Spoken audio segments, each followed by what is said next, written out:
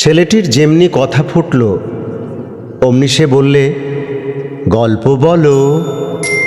দিদিমা বলতে শুরু করলেন, এক রাজপুত্তুর, কোটালের পুত্তুর, সদাগরের পুত্তুর।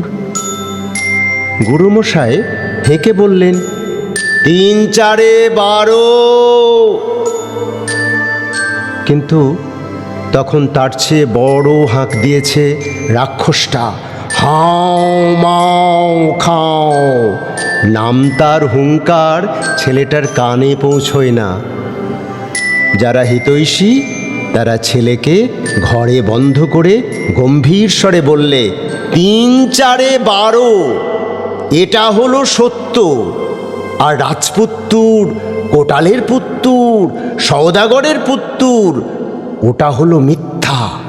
অতএব ছেলেটির মন তখন সেই মানসচিত্রের সমুদ্র পেরিয়ে গেছে, মানচিত্রে যার ঠিকানা মেলে না। 3 4 12 তার পিছে পিছে পাড়ি দিতে যায়, কিন্তু সেখানে ধারাপাতের হালে পানি পায় না। হিতৈষী মনে করে নিছক দুষ্টুমি, বেতের চোটে শোধন করা চাই। দিদিমা গুরুমশায়ের গতিক দেখে চুপ, কিন্তু আপদ বিদায় হতে চায় না। এক যায় তো আর আসে। কথকে সে আসন জুড়ে বসলেন। তিনি শুরু করে দিলেন এক রাজপুত্রের বনবাসের কথা। যখন রাক্ষসীর নাক কাটা চলছে তখন হিতৈষী বললেন, ইতিহাসে এর কোনো প্রমাণ নেই।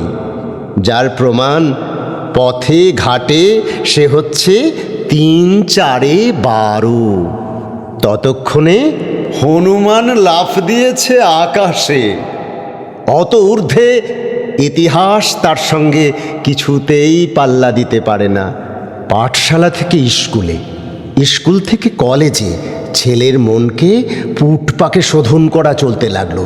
কিন্তু যতই চোলাই করা যাক ওই কথাটুকু কিছুতেই মরতে চায় না। গল্প বলো। এর থেকে দেখা যায় শুধু শিশু বয়সে নয়, সকল বয়সেই মানুষ গল্পপোষ্য জীব।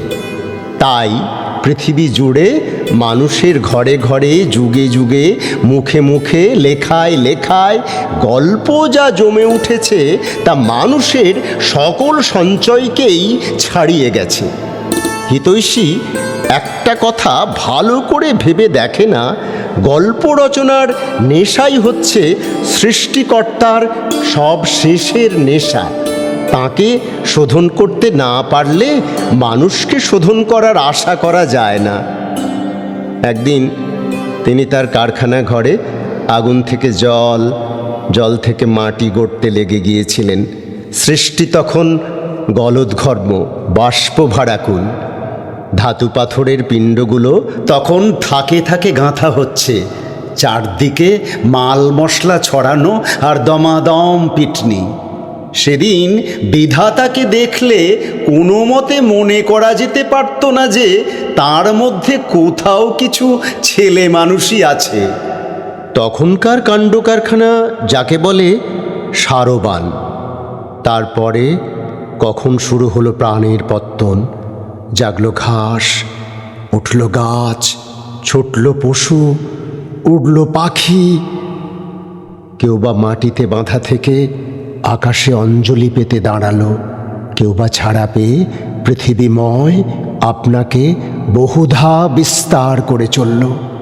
কেউ বা জলের জবনিকা তলে নিঃশব্দ নৃত্যে পৃথিবী প্রদক্ষিণ করতে ব্যস্ত। কেউ বা আকাশে ডানা মেলে সূর্যালোকের বেদিতলে গানের অর্ঘ্য রচনায় উৎসুক। এখন থেকেই ধরা পড়তে লাগলো বিধাতার মনের চাঞ্চল্য। এমন করে বহু যুগ কেটে যায়। হঠাৎ এক সময়ে কোনো খেয়ালে সৃষ্টিকর্তার কারখানায় 49 পবনের তলব পড়ল। তাদের সব কটাকে নিয়ে তিনি মানুষ গড়লেন। এতদিন পরে আরম্ভ হলো তাঁর গল্পের পালা। বহুকাল কেটেছে তাঁর বিজ্ঞানে, কারুশিল্পে। এইবার তাঁর শুরু হলো সাহিত্য। মানুষকে তিনি গল্পে গল্পে ফুটিয়ে তুলতে লাগলেন। পশু পাখির জীবন হলো আহার নিদ্রা সন্তান পালন, মানুষের জীবন হলো গল্প। কত বেদনা, কত ঘটনা, সুখ দুঃখ, রাগ বিরাগ, ভালো মন্দের কত ঘাত প্রতিঘাত, ইচ্ছার সঙ্গে ইচ্ছার, একের সঙ্গে দশের, সাধনার সঙ্গে স্বভাবের, কামনার সঙ্গে ঘটনার সংঘাতে কত আবর্তন। নদী যেমন জলস্রোতের ধারা, মানুষ তেমনি গল্পের প্রবাহ। তাই পরস্পর দেখা হতেই প্রশ্ন এই, কি হলো হে, কি খবর? তারপরে এই তারপরের সঙ্গে তারপরে বোনা হয়ে পৃথিবী জুড়ে মানুষের গল্প গাঁথা হচ্ছে। তাকেই বলি জীবনের কাহিনী, তাকেই বলি মানুষের ইতিহাস। বিধাতার রচা ইতিহাস আর মানুষের রচা কাহিনী, এই দুইয়ে মিলে মানুষের সংসার। মানুষের পক্ষে কেবল যে অশোকের গল্প আকবরের গল্পই সত্য তা নয়।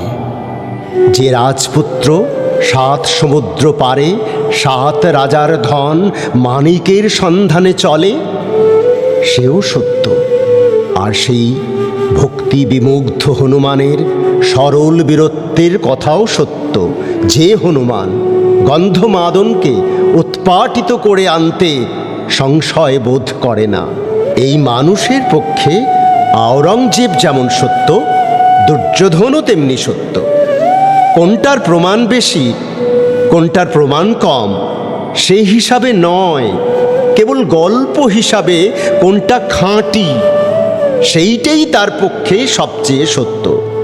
মানুষ বিধাতার সাহিত্য লোকেই মানুষ, সুতরাং না সে বস্তুতে গড়া, না তত্ত্বে।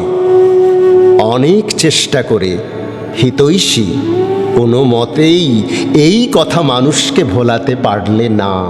অবশেষে হয়রান হয়ে হিতকথার সঙ্গে গল্পের সন্ধি স্থাপন করতে সে চেষ্টা করে, কিন্তু চিরকালের স্বভাব দোষে কিছুতেই জোড়া মেলাতে পারে না।